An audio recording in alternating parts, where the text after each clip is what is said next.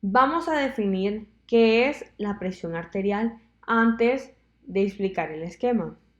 La presión arterial es la fuerza de la sangre contra las paredes de los vasos sanguíneos y esta se mide en milímetros de mercurio. Tenemos que la presión arterial tiene su propia fórmula, que es presión arterial es igual al gasto cardíaco por la resistencia vascular. Algo que debemos comprender de la presión arterial es que si la resistencia vascular baja, la presión arterial también. Si el gasto cardíaco baja, la presión arterial también baja. Tenemos dos tipos de presión arterial, la presión arterial sistólica y la presión arterial diastólica. Los números dados aquí son normales, o sea, se encuentran en un rango normal. En la presión arterial sistólica tenemos que es de 100 a 120 milímetros de mercurio. Y esta es la que depende de la contracción ventricular, que es lo que significa que si el corazón late muy bien, esta se mantendrá bien, o sea que el individuo no tendrá ningún problema. También depende de que esté bien llenado ese ventrículo, porque de esta manera puede salir una buena presión sistólica. En la presión arterial diastólica, que es de 60 a 80 milímetros de mercurio, es la que depende de los cierres de las válvulas aortopulmonares, de la retracción elástica que tiene la aorta o las arterias y de la resistencia vascular periférica. Tenemos también dos tipos más de presiones, la presión arterial media y la presión de pulso. La presión arterial media es el promedio de presión sanguínea en las arterias. Esta tiene su propia fórmula también y se utilizan los términos de presión arterial sistólica y la presión arterial diastólica. Y es la presión arterial media es la presión arterial sistólica menos la presión arterial diastólica entre 3 y se suma la presión arterial diastólica. Entonces, en la presión de pulso tenemos que es la diferencia entre la presión sistólica y la presión diastólica. Lo normal en la presión de pulso es 40 milímetros de mercurio.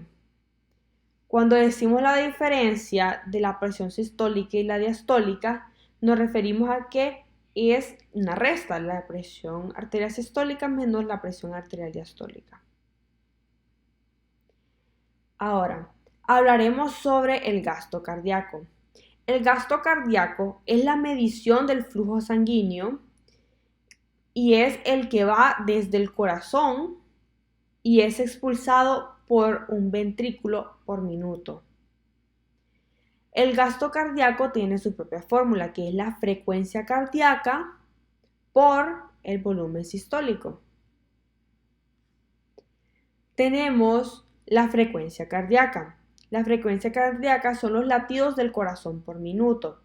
Y esto varía ya en niños en una edad de 5 a 6 años, que serían de 75 a 115 latidos por minuto.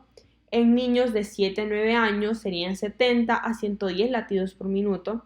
Y en niños de 10 años o más, incluidos adultos y ancianos, es de 60 a 100 latidos por minuto. Tenemos el volumen sistólico, que es lo que mencionamos en el gasto cardíaco.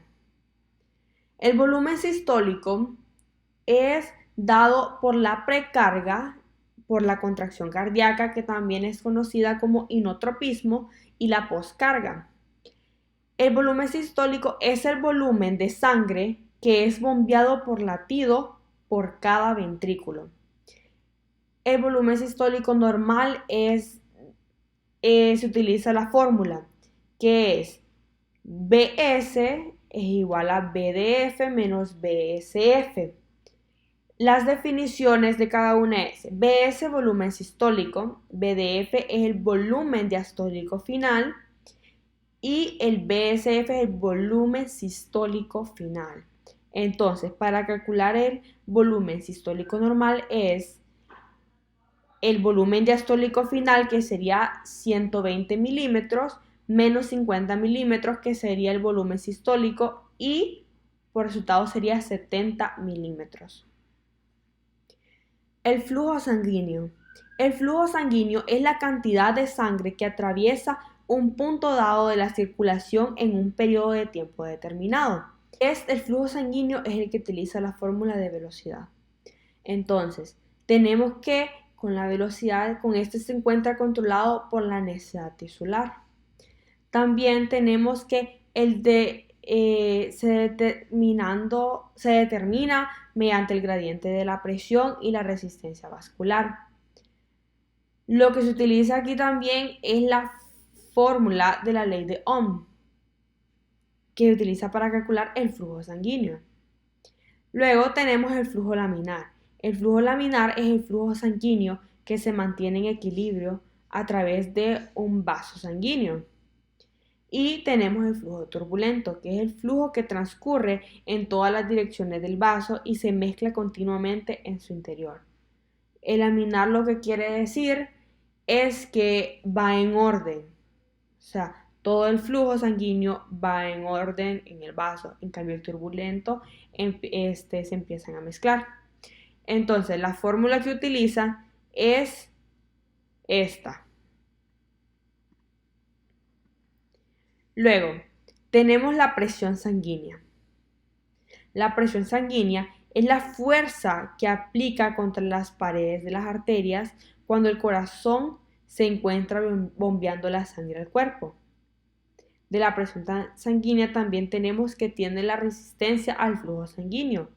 La resistencia al flujo sanguíneo es el impedimento del flujo sanguíneo en un vaso. Y para calcular la presión sanguínea se utiliza la ley de Puzzoli. Muchas gracias.